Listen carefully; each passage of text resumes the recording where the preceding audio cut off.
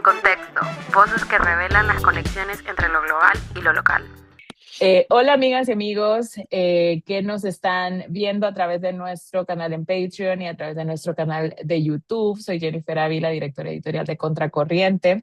Y hoy vamos a hablar sobre esta cumbre que ocurrió en Estados Unidos, llamada el Escudo de las Américas, que fue convocada por el presidente Donald Trump, quien recibió a varios presidentes de América Latina, incluido el presidente de Honduras, Narrias Fura, pero también el presidente de El Salvador, Nayib Bukele, el presidente Javier Milei de Argentina, el presidente de Ecuador, Daniel Noboa, también el presidente de Paraguay, de Bolivia y también el de Costa Rica.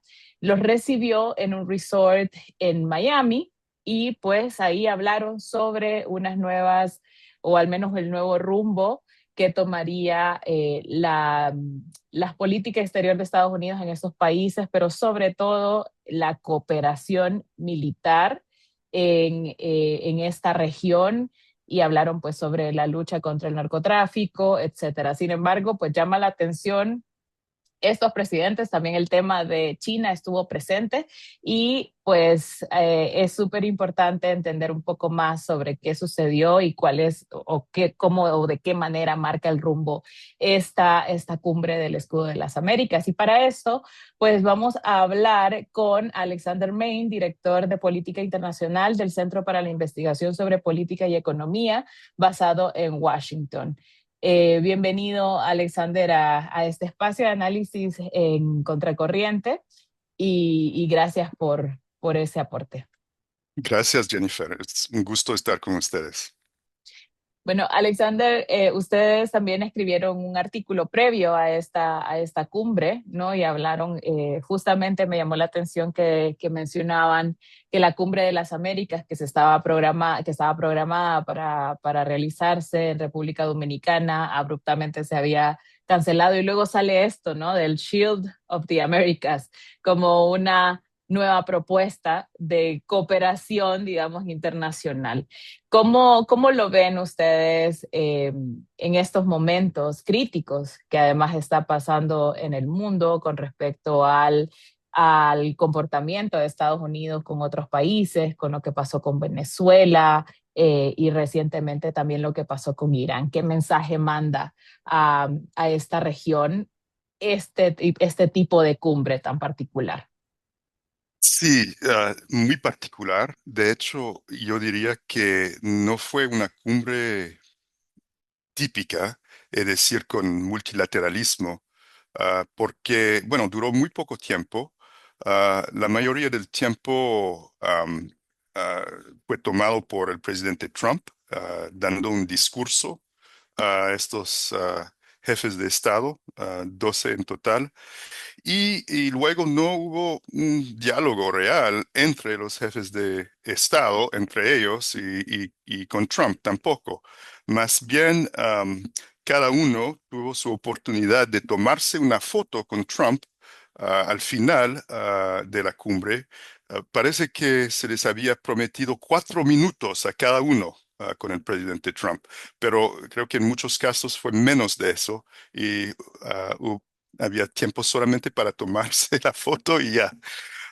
Lo otro que podemos decir que fue un rasgo bien particular de esta cumbre es que se trataba de una selección particular de jefes de Estado, todos pues podemos decir de derecha, algunos de la derecha dura, y todos pues muy aliados, muy alineados, mejor decir, con la administración de Trump en una variedad de temas, pero sobre todo en el tema de la llamada guerra contra el narcotráfico. Lo que significa en realidad, y lo hemos visto en los últimos meses, una militarización de pues esta campaña contra el narcotráfico, donde está también vinculado al terrorismo. Y pues es un esquema que fue promovido por la administración de Trump en esta administración, esta nueva administración, desde los primeros días, ¿no? Cuando se anunció que iban a identificar tanto a carteles como a bandas criminales de la región como amenazas a la seguridad nacional de Estados Unidos y por lo tanto como organizaciones terroristas, ¿no? Al igual que Al-Qaeda o ISIS en el Medio Oriente, y por lo tanto se convertían pues en blancos militares, ¿no? Para la administración. Y entonces vimos después lo que pasó durante el verano pasado, cuando Estados Unidos militarizó la zona sur del Caribe y empezó a llevar a cabo una campaña militar, acciones militares en contra de barcos, pequeñas embarcaciones acusadas de ser, pues, formar parte del tráfico de droga, ¿no? Y bueno, mataron a mucha gente, ya están por haber matado más de 150 personas. Muy pocas están identificadas. Estados Unidos no ha tratado, el gobierno no ha tratado de identificar a estas personas.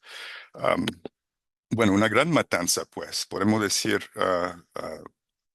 un masacre extrajudicial, ¿no? Fuera del derecho, tanto de Estados Unidos como del derecho internacional. Y bueno, todo eso culminó con una operación militar contra Venezuela al principio de enero, el 3 de enero, una operación rápida, pero donde parece que murieron más de 100 personas en Caracas, militares y civiles, y donde pues el ejército de Estados Unidos pues secuestró a- al presidente Nicolás Maduro y ahora está enfrentando, bueno, va a estar enfrentando un juicio en una corte de Nueva York con cargos de involucramiento en el narcotráfico más que todo, ¿no? Y entonces, bueno, eso es lo que hemos visto hasta ahora de la guerra contra el narcotráfico.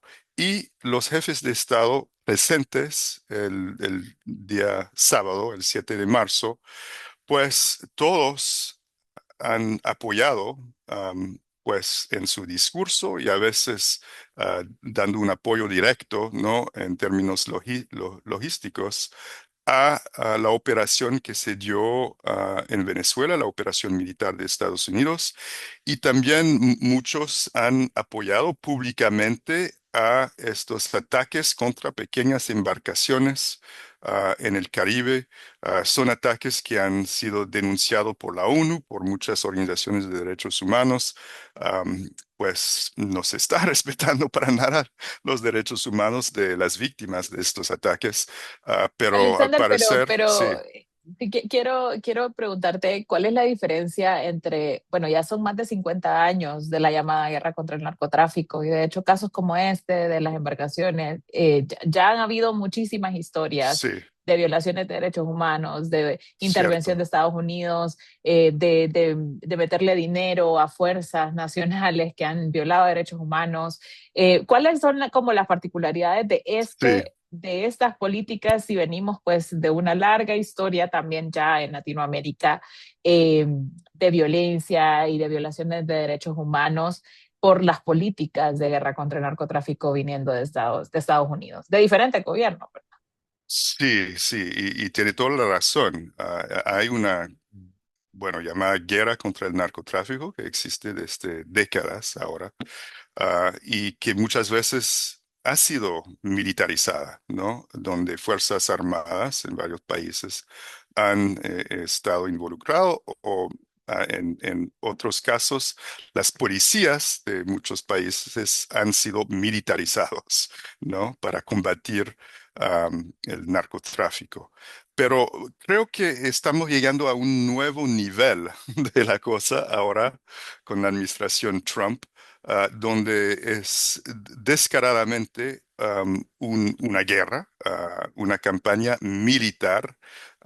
Ni se está hablando de policía en estos casos, ni de como un proceso de juicio, de enjuiciamiento normal.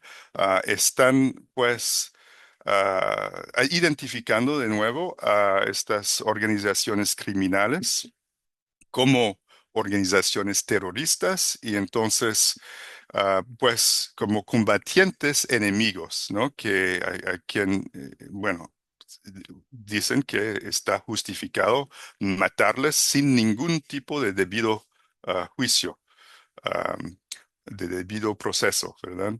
Y entonces lo que está haciendo la administración Trump y lo que hizo con esta cumbre del sábado pasado ha sido de llamar a que otros gobiernos de la región hagan lo mismo, ¿no? Con sus ejércitos. Y con algunos de estos gobiernos eso ya se está dando, ¿no?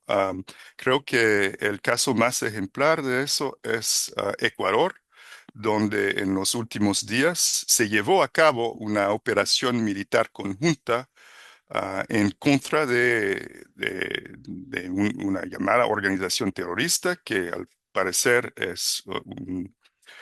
forma parte de la disidencia de las FARC de Colombia. Tenían un campamento muy cercano, por cierto, a la frontera con Colombia.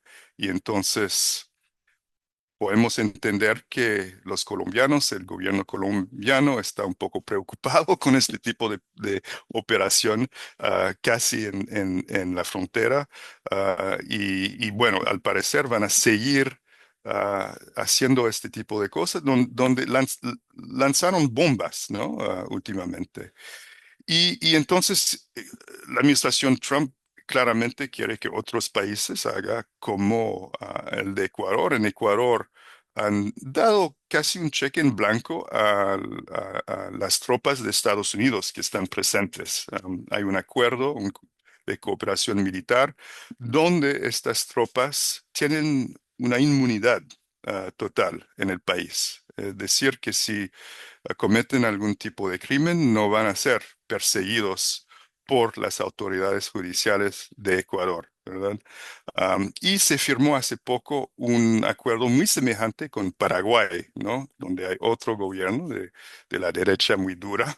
Am, y, y entonces creo que están tratando de hacer lo mismo con todos estos países y algunos más, porque el día anterior a la cumbre se celebró otro evento ah, en la sede sí, del Comando Sur, ¿verdad?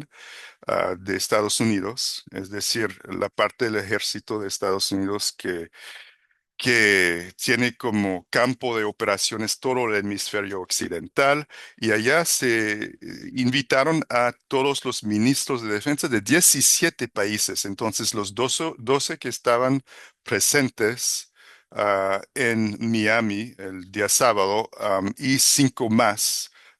Del Caribe y otras partes de la región y donde pues fue el mismo mensaje, ¿no? Que había que militarizar la lucha contra el narcotráfico y también cooperar con Estados Unidos, es decir, abrir sus puertas a la presencia del ejército de Estados Unidos en estos países. Pues llamaron a que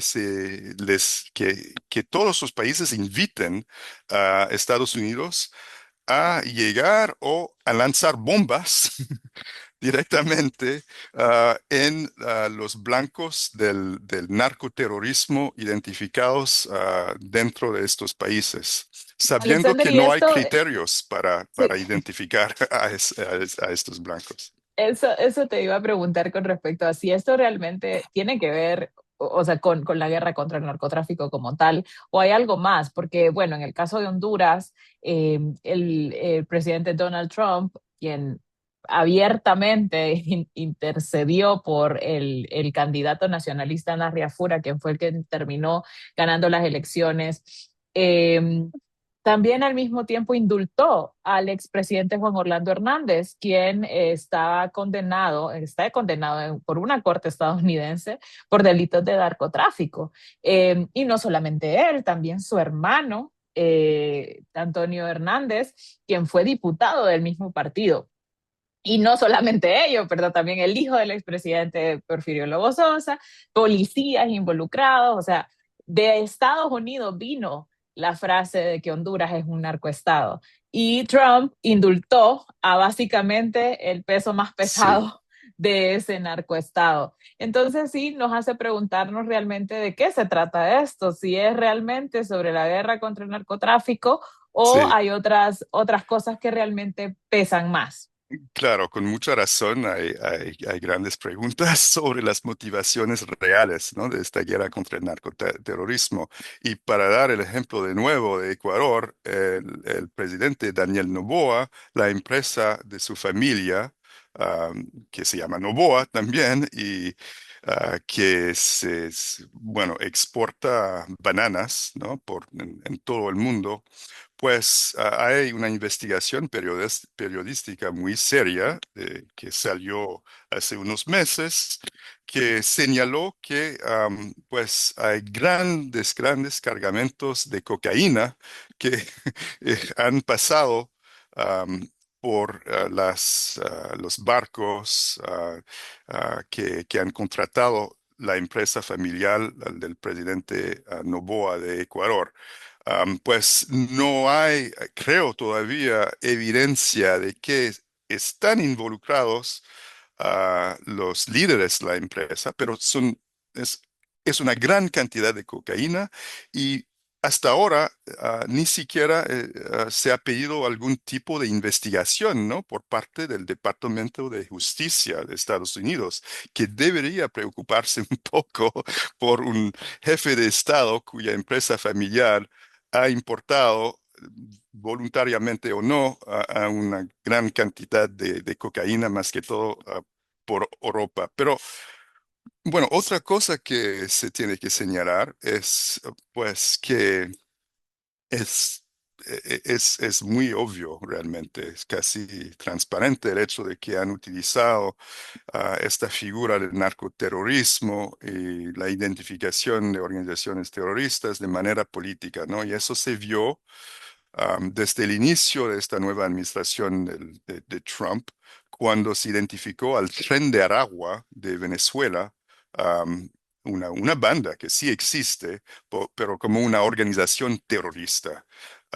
Porque justo después de eso, eso fue utilizado claramente para estigmatizar a los migrantes venezolanos en el país y llevar a cabo una campaña muy fuerte contra todos los migrantes latinoamericanos, ¿no? Para tratar de expulsar a los sin documentos y aún muchos con documentos, y centrándose más que todo en los venezolanos, sabiendo que hay cientos de miles de venezolanos que han migrado por la crisis en Venezuela, que han migrado a Estados Unidos en los últimos años. Y entonces se utilizó eso diciendo, esta gente es terrorista, entonces, por lo tanto, hay que sacarles del país y enviarles al peor cárcel, ¿no?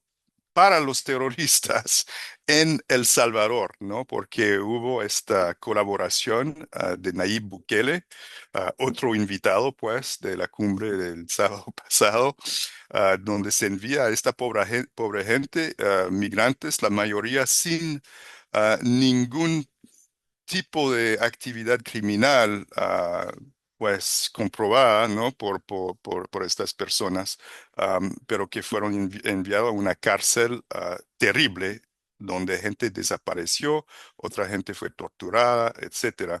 Bueno, y otro ejemplo de esta politización de la figura de la organización narcoterrorista es la del cartel de los soles, ¿no?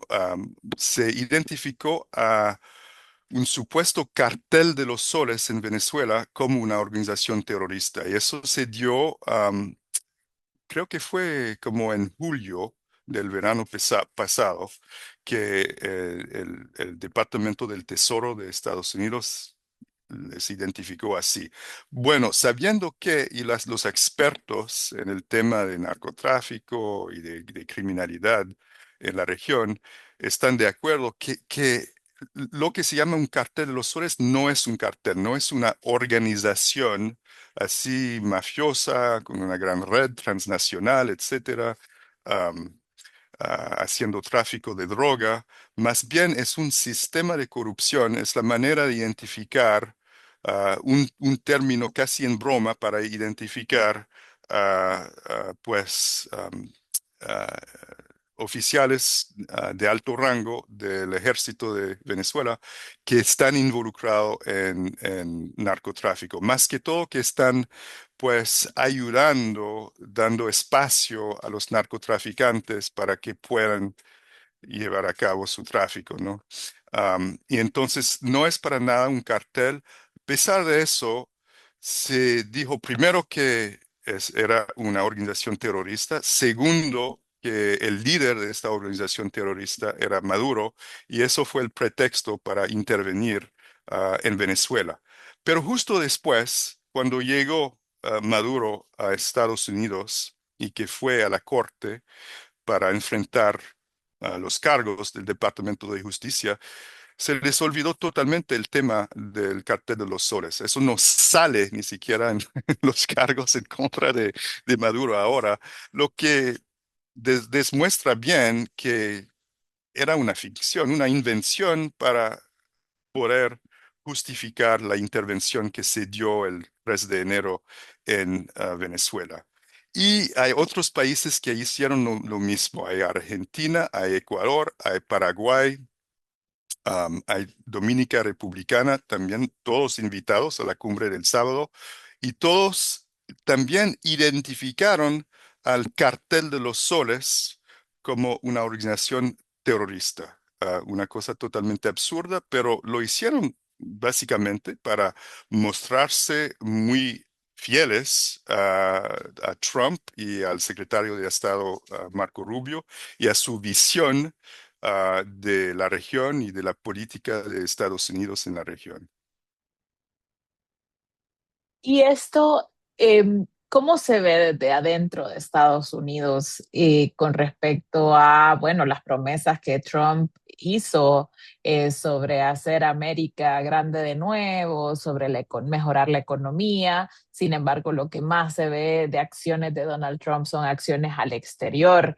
¿Cómo se ve esto desde adentro para los estadounidenses? Esta cumbre, ¿verdad? O por lo menos, o también ver a, por ejemplo, a una Kristi Noem que acaban de Sí. sacar del Homeland Security, enviada a esta cumbre, los recursos que se gastan, digamos, en todas estas operaciones. Se entiende, digamos, por qué el gobierno de los Estados Unidos está haciendo esta estrategia a nivel de política exterior y también de intervencionismo en algunos casos.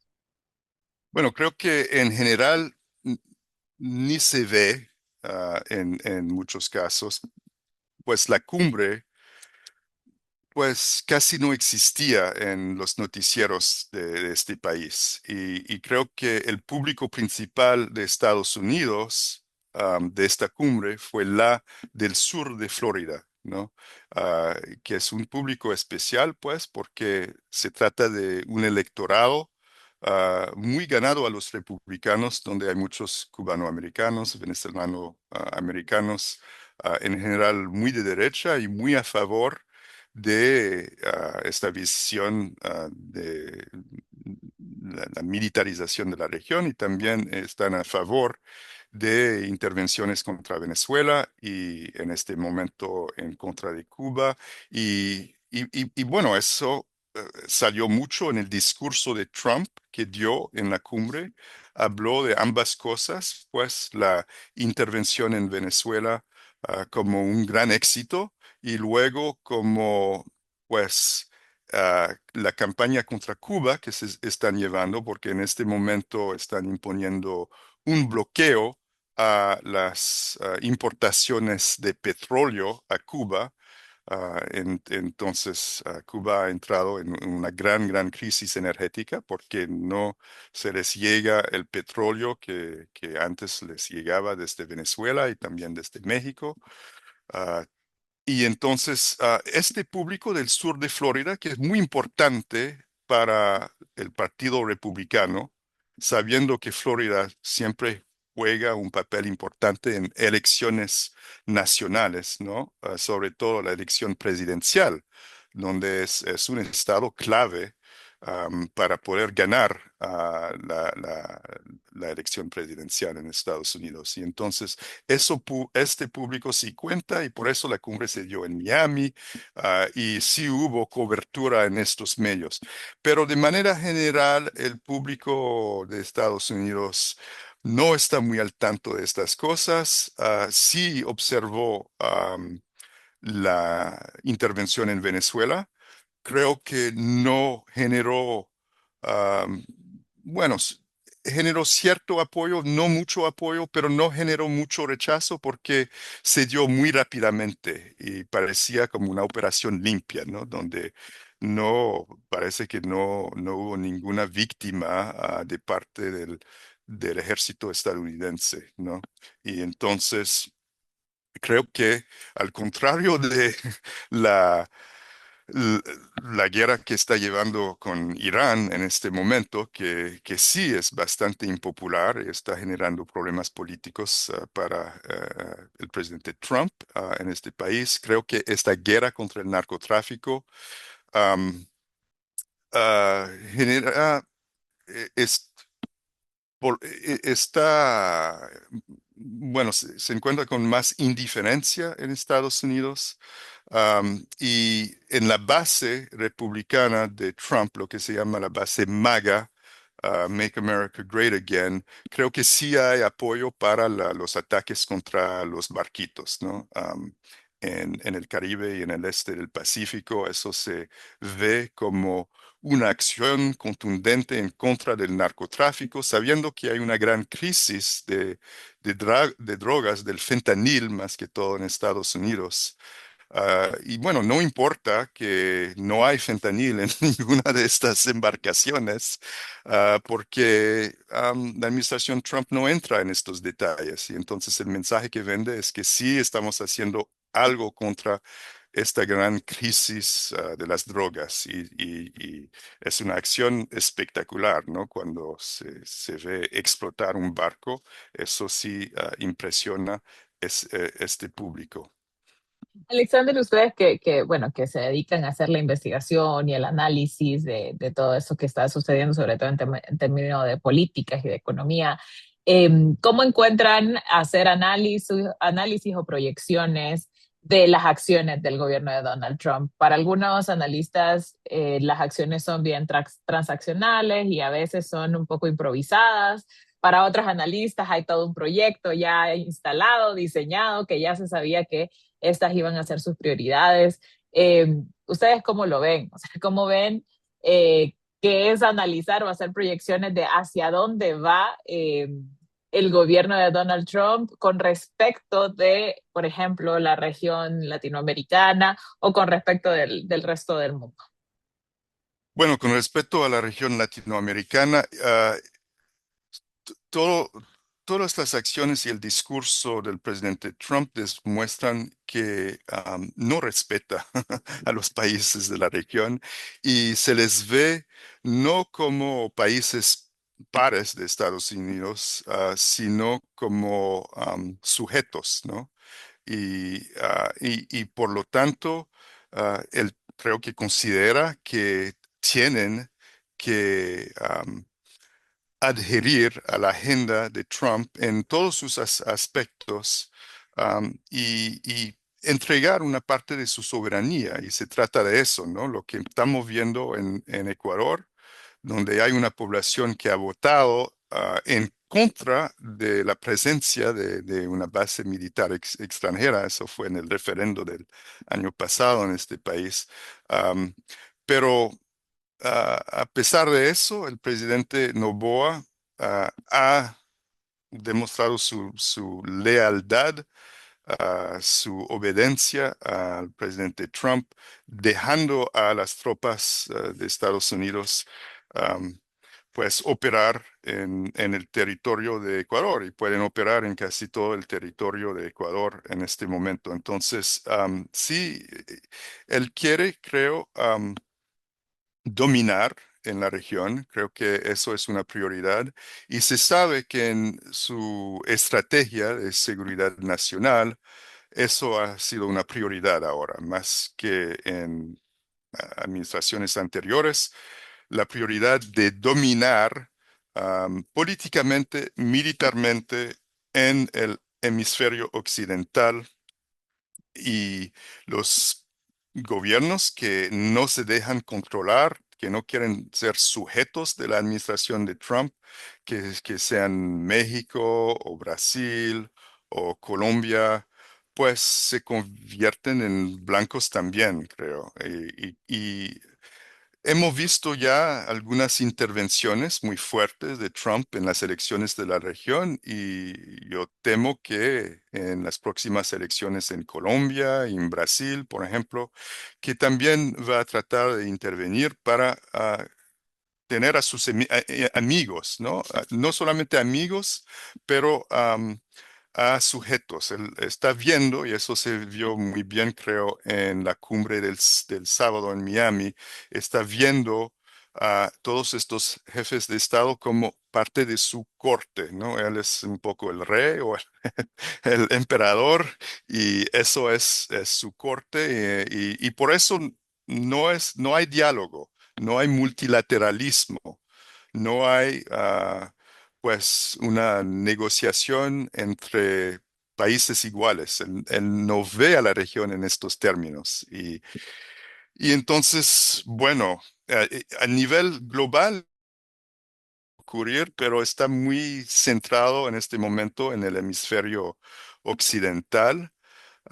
Y creo, Hubo un tema ahí que no se definió tanto, o al menos no lo he visto públicamente, pero que mucha gente se esperaba, era el tema de China, por ejemplo, ujú. porque muchos de estos países todavía tienen relación con China y era como una de las discusiones que había, al menos en esta región de, en el caso de Honduras, por ejemplo, si iba a retornar su relación con Taiwán, aunque la discusión parece que no se fue por esa vía para nada. No, yo creo que eso fue tal vez al principio uno de los grandes objetivos de la cumbre. Y hay que destacar que no se sabía mucho de la cumbre en los días anteriores. No sacaron una agenda, no sacaron detalles sobre los objetivos que tenía el presidente Trump. Y bueno, ahora tenemos una idea como más clara y de nuevo es de tratar de promover esta visión de una América Latina militarizada y donde puede intervenir el ejército de Estados Unidos por todos lados. Pero sí, al principio se pensaba que el tema de China iba a ser tocado en esta cumbre y realmente casi no se tocó. Am, y creo que es porque es una es un tema un poco incómoda, ¿no? Para, tanto para el presidente Trump como para la región. Hay que saber primero que a pesar de la guerra retórica que la administración Trump ha dado a China, en este momento tiene una relación mejor, yo diría, que durante la época de Biden entre Estados Unidos y China. Hubo una pequeña guerra de los aranceles, pero ya negociaron y parece que está en un mejor camino, ¿no? Esta relación en este momento, ¿no? Eso por un lado. Y por otro lado, como usted bien resaltó, ah, todos estos países tienen relaciones comerciales y financieras con China muy importantes. Muchos han beneficiado de grandes préstamos, de mucha inversión desde China. Algunos de los aliados más intransigentes de Trump, como Milley, ahora Cast en Chile, están en países cuyo socio comercial es, primero que nada, China, ¿no?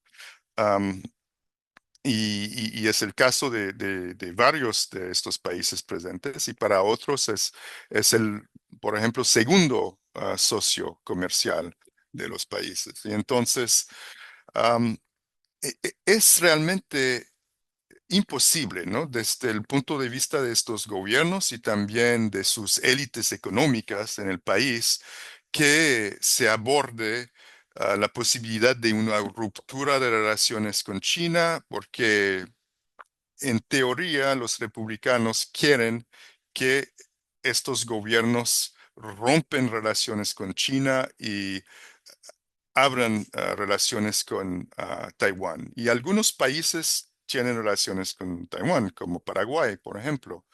Pero la gran mayoría tienen Sí, creo relaciones que solo estaba diplomáticas, sí. Paraguay, ajá. Y Sí, aún sí. las que tienen relaciones diplomáticas con Taiwán están cada día más, están profundizando sus relaciones comerciales con China.